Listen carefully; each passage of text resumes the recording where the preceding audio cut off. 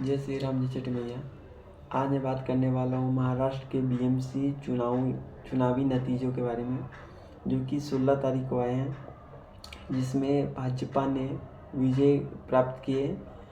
Bhajpa plus Shiv Sena की युति ने ये बीएमसी विजय प्राप्त किए। नतीजे जो आए हैं, जिसमें 25 वर्षों से शिवसेना ठाकरे जो हैं उनका नेतृत्व था यहाँ पे, लेकिन 25 वर्षों का इतिहास छोड़कर अब भाजपा यहाँ पे अपना दायित्व संभालेगी।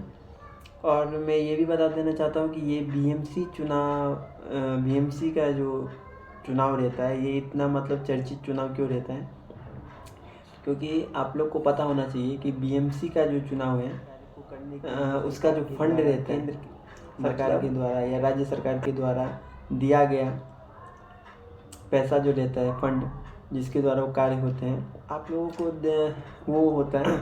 आप लोगों को जानकर हैरानी होगी कि बीएमसी का जो फंड रहता है वो एक देश की जीडीपी से भी ज़्यादा रहता है, क्योंकि महानगर पालिका जो रहती है उसका जो फंड रहता है, जो ग्रामीण विकास, सड़क, स्वास्थ्य, ये सब प्रकार की जो व्यवस्था है उसे सही तरीके से करने के लिए, वो रोड हो या अपना अस्पताल हो या और भी कई तरीके की जो चीज़ें होती है जो ग्रामीण शहरी इलाकों में कई दी जाती है, उस चीज़ के लिए दिया जाता है।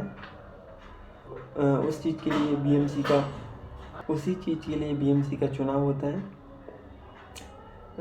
उसमें ये जानकर आपको हैरानी होगी कि सरकार के द्वारा जो दिया जाता है फंड 70 से 75 हजार करोड़, सोचिए, एक देश की जीडीपी से भी ज़्यादा पैसा दिया जाता है, जो कि सड़क या जो भी प्रकार की चीज़ें मैंने बोली हैं उस तरीके की चीज़ पूर्ण हो सके, पूरा किया जा सके होता है। और 70 से 75 हजार करोड़ रुपए दिए जाते हैं, जिसमें आज से 25 साल पहले तक उद्धव ठाकरे का वहाँ पे नेतृत्व था, लेकिन अब भाजपा प्लस शिवसेना एकनाथ शिंदे की महायुति वहाँ पे अपना दायित्व संभालेगी। और केंद्र में भी भाजपा, राज्य में भी भाजपा, और अभी ग्रामीण में भी भाजपा ही हो गई है। राज ठाकरे विधानसभा का चुनाव तो हारे ही थे, साथ में ये भी हार चुके हैं।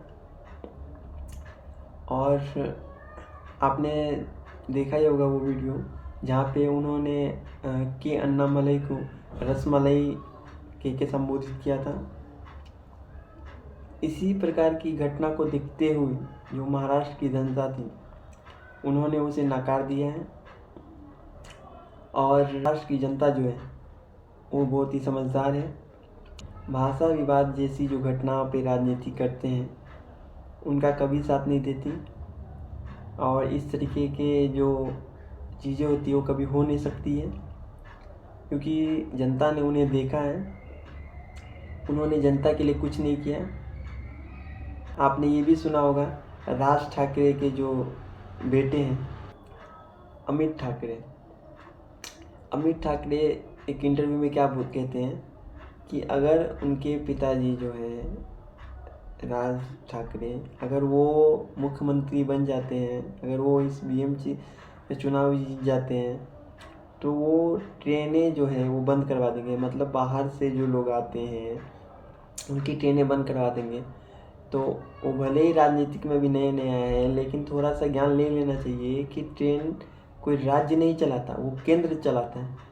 तो अगर वो चाहे भी तो बंद नहीं कर सकते हैं, उनके हाथ में कुछ नहीं है, चाह के भी वो बंद नहीं कर सकते। बोलो उतना ही जितनी अपने अंदर क्षमता हो, और उतने ही कार्य किए करो जो हो सके।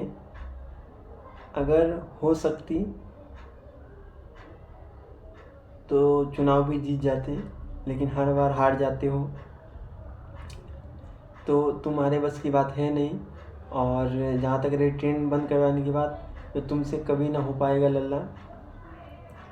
आप लोग ये वीडियो देख सकते हैं किस तरीके से भाजपा और शिवसेना एकनाथ शिंदे की महायुति जश्न मना रही है, जिसमें भाजपा की 86 और शिवसेना की 26 सीटें आई हैं, जो अभी मिलके सरकार बनाने वाली है।